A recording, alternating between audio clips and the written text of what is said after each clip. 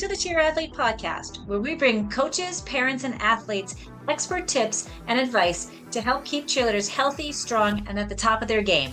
Now let's go. Welcome to the Cheer Athlete. Today we're going to talk about my upcoming book, which is going to be released soon, called Strength and Conditioning for the Cheer Athlete, A Guide to Improving Performance and Reducing Injury in Cheerleading.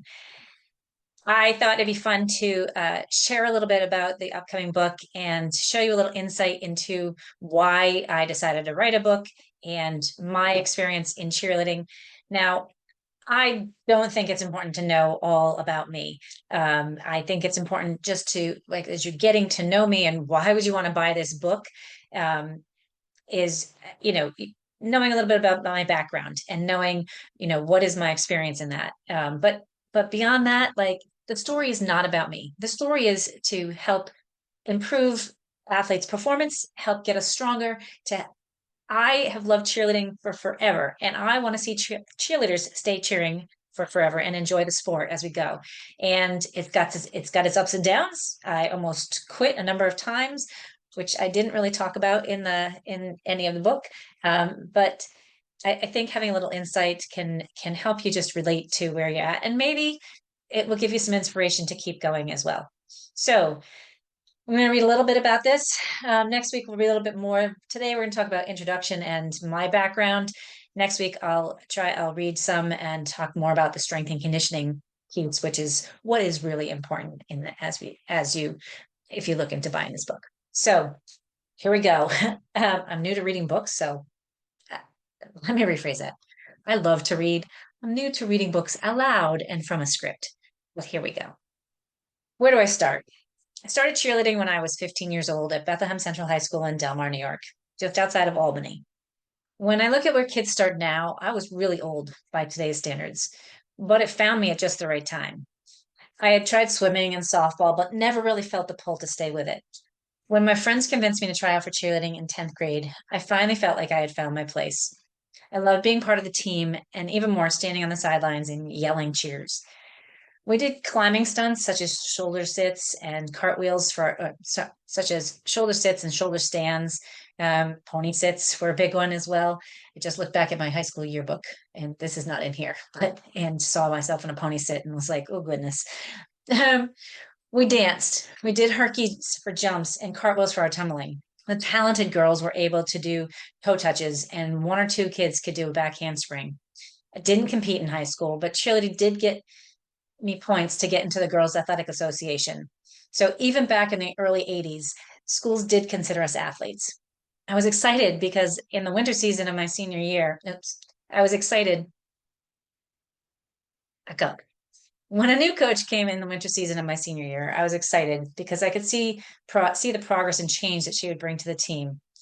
Sadly, I didn't make the team. I can remember how devastated I felt and how much I wanted to tell the coach that I made the team at Northeastern the following year. It's amazing how driven by failure I still am. Cheerleading at Northeastern changed my life. When I was on the field or court, I could relax and be myself. I really enjoyed the football and basketball games. It was so exciting when the team made a big play and how we throw up basket tosses or build pyramids to celebrate. I learned how to twist and flip in the air. Sadly, I never learned those skills on the ground. I was always scared about breaking my collarbone. I was always scared after breaking my collarbone 3 times in my youth. My teammates became my closest friends, and we always hung out after games. We always had team dinners after games. At the restaurant on campus, we would share the wins and losses of the day. We became really close to our coach, and we knew she had our back. Whenever we had to do fundraising events, we would always find a way to laugh, and we knew we were in this thing called Cheer Together. This is what being part of a team meant to me. The camaraderie that we shared while working towards a common goal, to be athletes, to make friends, and to have fun along the way. When I didn't make the basketball team after my second tryout, man, that tryout dance was really tough. I remember it to this day. It was to Janet Jackson's song. I knew that I would come back and do better. The next football season, I tried out and came in first place. Again, I'm astonished at how failure has helped me achieve everything that is important to me. Our hanging out after games eventually got me into trouble with school. As a physical therapy student, I really needed to spend more time studying than hanging out after games and practices. Gross anatomy and neurophysiology were my nemesis. The first time I took them, I earned a C minus, which unfortunately wasn't enough to pass. While extremely disappointing, this it did allow me to think about my priorities and what I wanted for my life. I was still able to do a longer co-op at school. Northeastern, we did 5 years of school and co-ops every 3 months. And in this, I figured out that if becoming a physical therapist was important to me, I would really have to work harder. I was still able to cheer during that time because I was technically still enrolled in school with a co-op program and because I had to take 2 extra anatomy courses to be able to catch up. Both because both cheering and physical therapy were important to me, I excelled and stayed cheering right until my senior year. I chose to stop cheering after 4 full years on the team so that I could focus on my clinical affiliations. Northeastern was a 5 year PT program at the time because of co op. Because I had to take that extra year off, I was actually in school for 6 years. Stopping cheerleading my senior year was the right thing to do at the time, but to this day, I feel like I missed out on that last year on the team. Cheerleading in college was very different from high school. We had a full co ed squad in college. We practiced outside and didn't use mats, but we didn't think twice about it. Truthfully, practicing on the quad was a brilliant recruiting tactic by my coach. I think almost all the guys on our team walked by practice at one point and we were able to talk them into trying out. This was right at the beginning of our progressing to the strong team that we became. Guys still had to try out so that they started the process of learning how to cheer. Most of them did not tumble and had no idea what stunting meant, but we loved teaching them. I look at some of my former teammates now and I'm amazed what they went through to learn how to toss a girl in the air and catch her while she was flinging her arms around, diving towards his head. And a lot of them also pushed themselves to learn how to do back handsprings because they knew it'd be good for us on the competition floor. That took some serious guts. My coach, Lori Wright, had a vision for our team. She always took us to 1 or 2 away trips per year. We went to Maine, New Hampshire, Connecticut, and even Buffalo. We would practice wherever we could, racquetball courts, ballrooms, or outside. We went to Niagara Falls and Toronto. We danced on the sidelines in our room and in our rooms. Lori had rules and curfews, but she treated us like adults, and we respected her for it. In 1986, she took us to the Universal Cheerleaders Association camp at Virginia Tech. We were in over our heads. We were with teams who were doing libs and flipping baskets. We were learning how to do toss chairs and pop up to shoulder stands. I remember being in awe of the team from University of Kentucky. They were so put together. Even their lipstick matched. Kentucky is still one of the top cheer teams to this day, in my opinion. In 1987, we went to cheer camp at Rutgers University. Our team was progressing. We were able to keep up. We were able to keep up better and advance our skills. We made friends with more teams and acknowledged that we wanted to do the things that they were doing. We came back motivated to do more. I can still remember one 8 count of the dance to Good Golly Miss Molly by Little Richard, that it was yesterday. In 1988, the National Cheerleaders Association held their first cheer camp at Boston University in Boston, which was right across the fens from Northeastern. Although we loved our road trips, it was nice to be able to take just a 10-minute van ride to camp. This is the year I felt our team really took hold. We stayed out late practicing the routines we learned, and it paid off. We won the Spirit and Fight Song Awards. We won our first bid to nationals. Suddenly, our team transformed into a competition team. We hired a choreographer from Oklahoma. We stayed on campus over our winter break. We didn't care. We learned how to torch flip and how to build a 2.5 high chair. That first competition in Dallas, Texas, we were like deer in headlights. Nearly every stunt came down. When it was time to torch flip, I missed the count, flipped late, and my partner had already moved on. Luckily, we had mats, and I just bounced up and went on to the next formation. Mishaps happened in cheerleading under the best circumstances. We were disappointed with our 13th finish, but we knew we would go back. The following summer, we were aiming not only for a bid, but for the elite title of camp champ, and we got both. We had several, not me, team members get an application to be on the NCAA staff. We put Northeastern on the map for cheerleading, and it was amazing. That year, we hired James Speed, who was a coach of Kansas at the time, as our choreographer. He then moved on to coach Louisville, another powerhouse cheer team, which I'm sure you've heard of. James instilled a confidence in us, and we loved our routine. He even had me attempting a handspring with a spot. Man, I wish I had been able to get over that fear. We had more tumbling and flipping on our team than we had had in any year before. Our dance was inspired by Dirty Dancing and Blue Ocean by New. Our dance was inspired by Dirty Dancing and by Blue Ocean, a song by New Order. We practiced primarily in the L Center ballroom and often in classrooms with rollaway mats. When the competition rolled around again in Dallas, we were ready. We went out with confidence and took seventh place. We were beyond thrilled because we had beaten our goal. We had a solid routine and we loved being together as a team. I was captain for basketball season and I was so proud of my team. I wish I'd been able to express just how much I admire them all. And I cry to this day thinking about it. To this day, we've remained friends and still talk about our antics throughout our time together.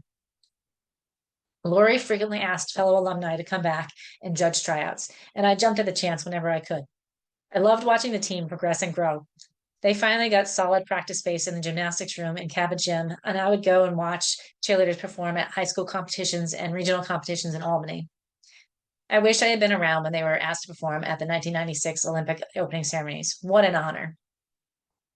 I stayed in close contact with Lori and the team. I was so excited when I was able to travel and see them compete in Daytona in 2002.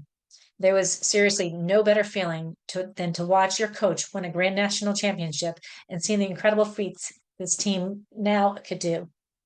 Yes, my husky pride runs deep. These kids were amazing. I was out of college for 6 years before cheerleading called me my name again. I contacted Watertown High School to see if they wanted help with their cheer team, and suddenly I was into coaching.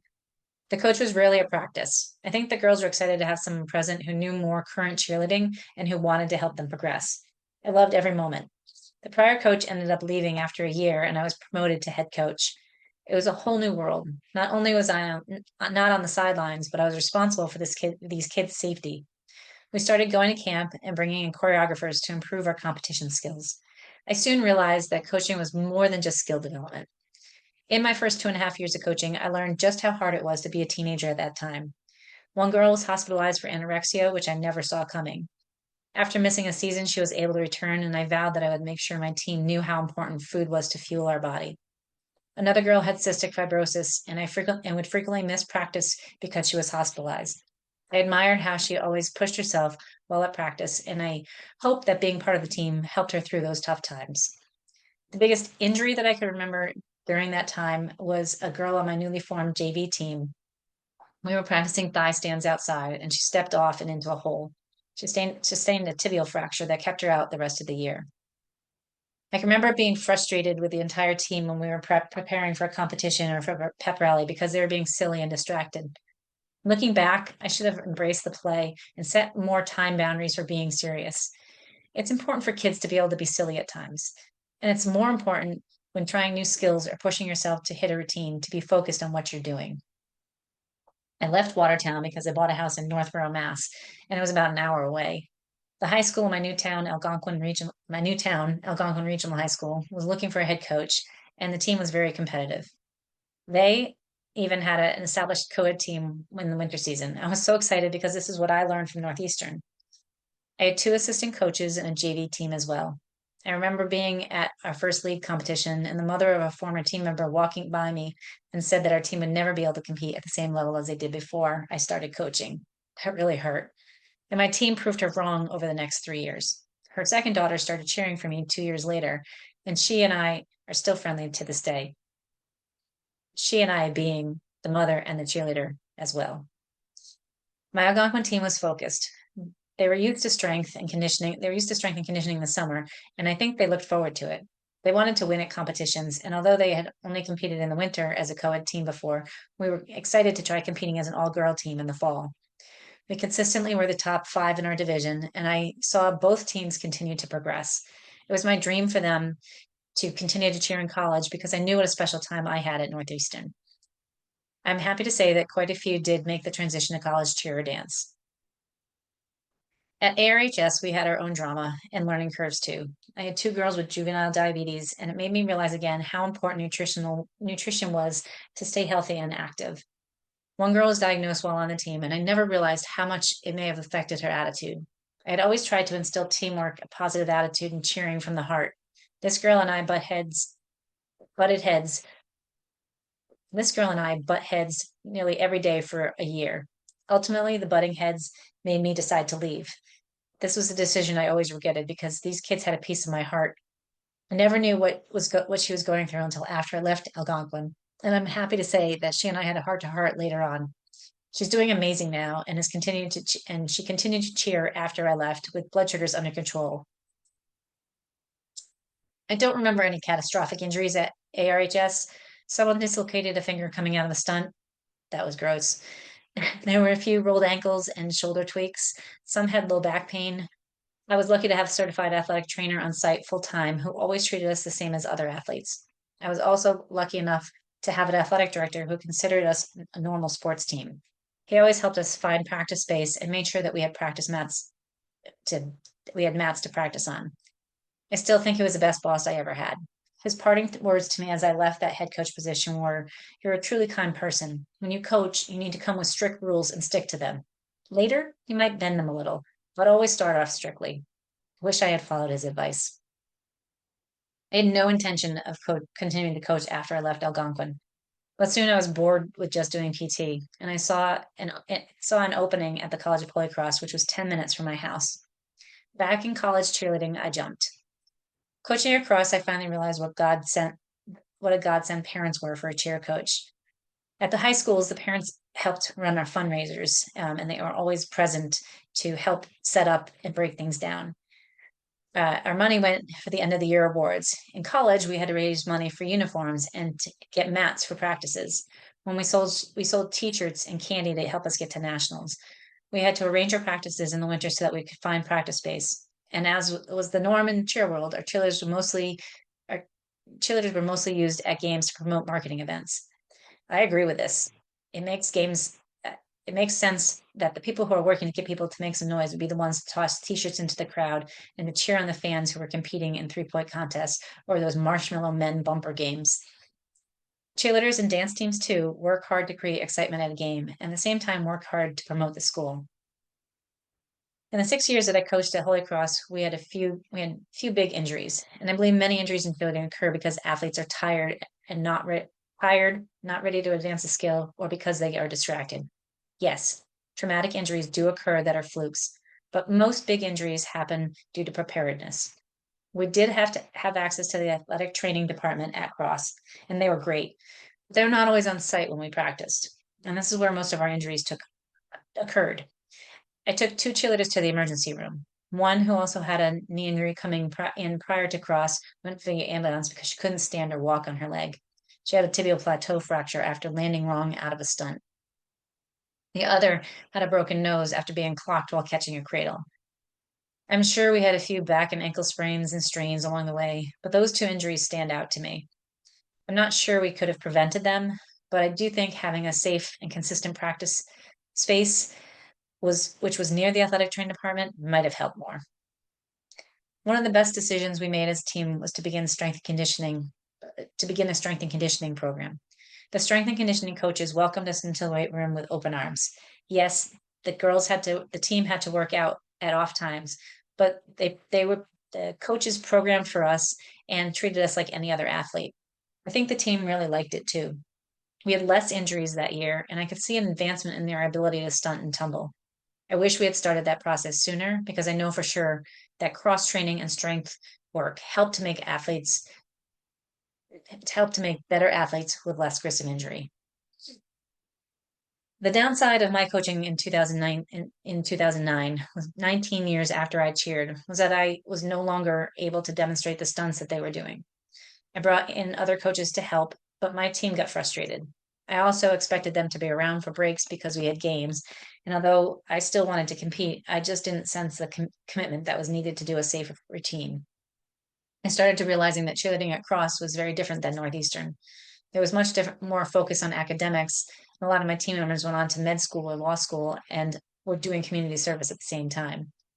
I admire how committed they were to these other activities, even though it didn't fit with my vision for the team was. My team confronted me in frustration midway through the winter season. They wanted to be doing more, and I didn't feel like I was helping them enough. My boss at the time told me I should kick them all off and start all over the following season. That didn't sit right with me, so I walked away. I never quit a job or a team midway through before. It made me sad. Looking back, I think it was time. I was able to reconnect with the girls later, and in the long run, I think they were happier and able to progress more. And it spurred me to reconnect with my husband after many years of coaching and being absent. So that's the first 17 pages of my book. Um, I hope that brings some insight. Maybe you can find some connection there too. Cheerleading is hard. We go through a lot of ups and downs. Yes, there are injuries. Not all of them are catastrophic. Yes, having better practice space is important. Being part of a team and having that camaraderie is the biggest uh, joy in all of our lives. There's going to be times when you, as a cheer athlete, don't agree with your coach. And there are times when your coach is going to have to lay down the law. And no, that's things that just kind of flow. As parents, know that we respect you as coaches and as athletes, even if the athletes are mouthing off to you, like they actually do really respect you and they're just pushing boundaries. As coaches, we need to remember our parents are a vital part of our team. You know, you guys help us to really uh, bring the fundraising together, be our backbone of support. You provide food, you provide transportation. Um, it's an amazing cohesive unit that we all have to be. And if we can all respect what each other does, parents, coaches don't want to hurt your kids. That's not the intent. They're not looking for kids to get injured. They're looking for their team to do well.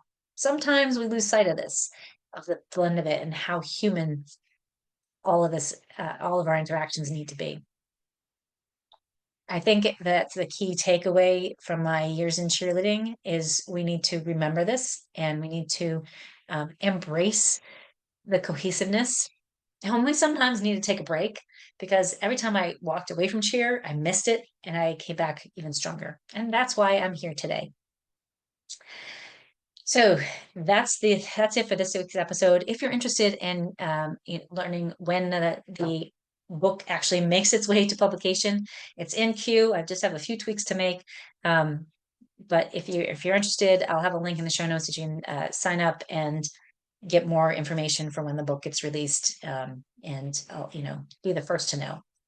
If you have any questions at any point in time, please let me know. If you are interested in working with me, either one-on-one or through group programs, you can find all that information. I've got lots of free guides for injury prevention, all in the show notes. So go give them a look. And thanks for listening. That's enough talk about me. I hope you have a great day. Don't forget, when in doubt, breathe it out. Take life one step at a time. You can do anything you put your mind to. And as my dear friend Drew Keller has said, you're responsible for your own vibes. Let's go get the day.